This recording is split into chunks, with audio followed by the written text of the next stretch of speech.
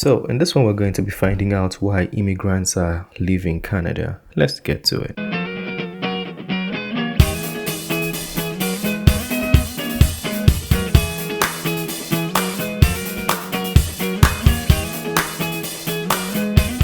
Many people have been leaving Canada, and the question is, why have everybody been leaving? Hi everyone, welcome back. Today I will be talking about why exactly are everyone leaving Canada. If you stay until the end of the video, you will also get to hear why exactly are immigrants staying in Canada.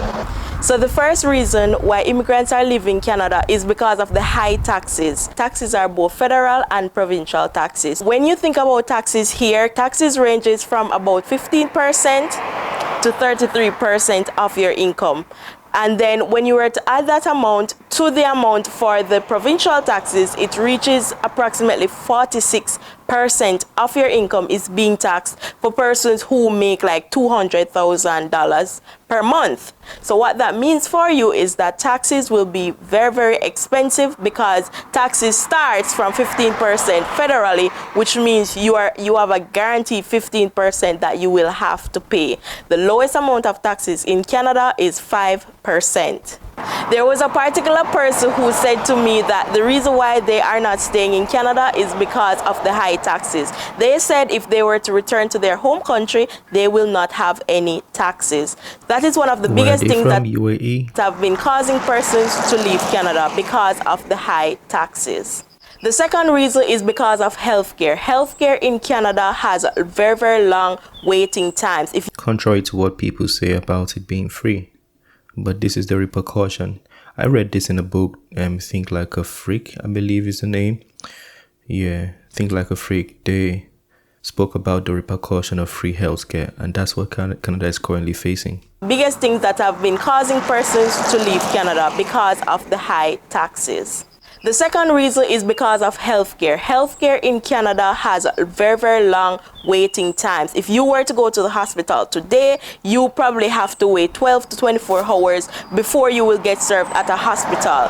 And this is in the emergency room. If we were to think about, let's say you need to get a surgery, then what you would realize is that for that surgery, you have to wait approximately 1 year sometimes before you finally get the surgery that you need. So let's say you are in pain and you need surgery, you have to be waiting for 24 hours before you finally get medical care in Canada.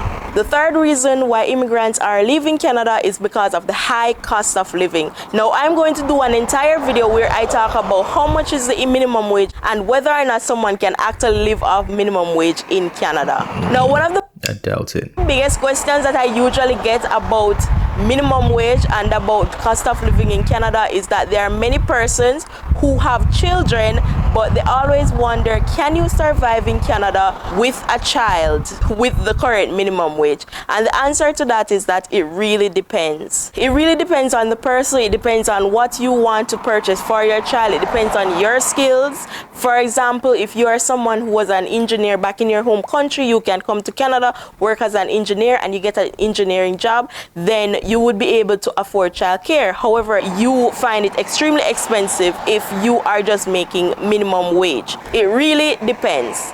When it comes to coming to Canada with a child, the next thing you have to think about as well is whether or not you are coming by yourself or you're coming with a spouse. A lot of these things really makes a difference on whether or not it is easy or very difficult for you to survive in Canada. It also depends on how much support you have, and it also depends on whether you come here as a student, you come here as a worker, what exactly are you coming to Canada as? Because if you come here as a student and you need to pay the tuition and you don't have the tuition fee, it can be very, very difficult for someone who has a child.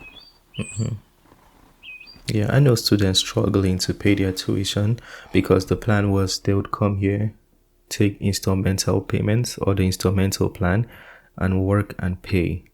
But that hasn't been helping, especially right now that everything is high rent. Some of them even got cars, which I don't know why you'd be doing that to yourself, but it's been high, you know, working and paying your school fees at the same time.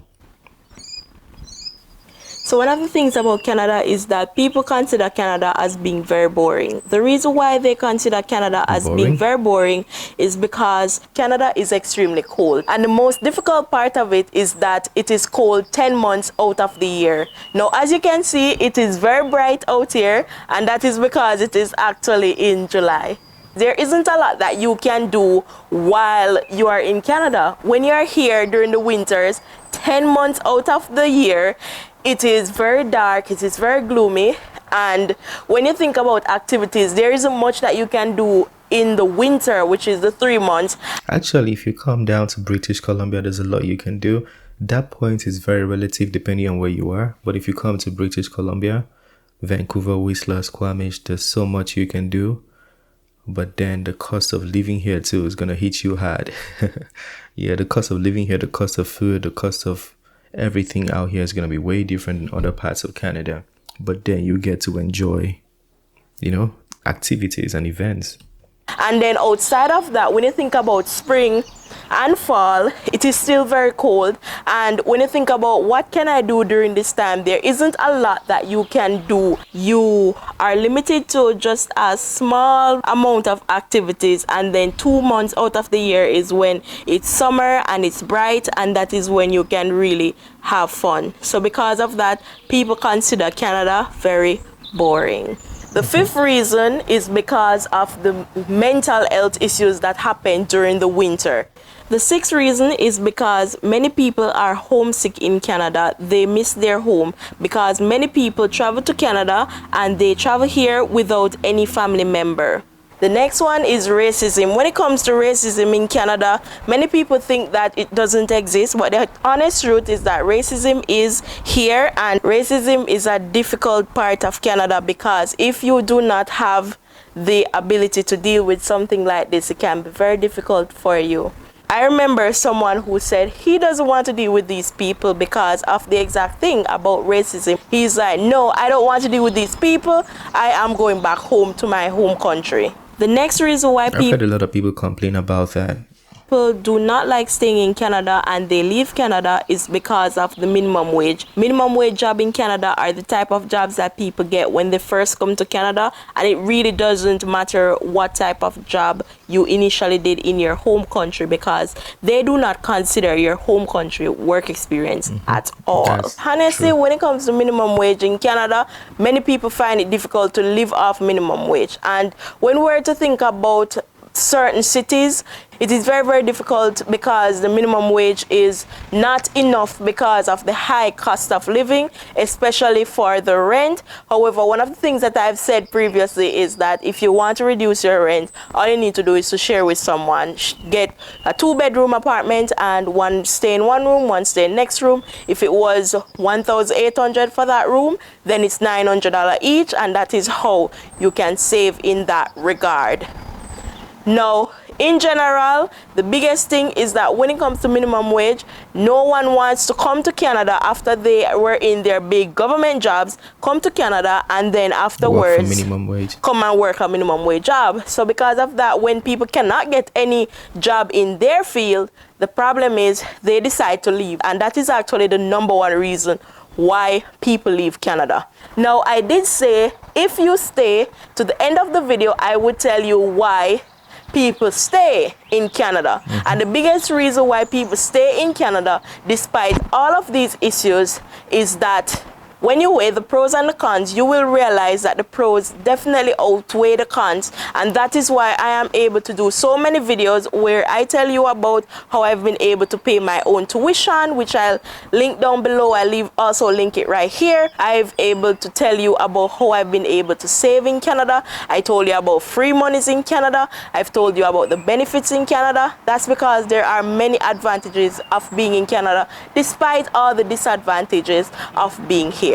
Thank you so much for watching the video. I hope you found it helpful. Remember to subscribe to the channel for more videos just like this one.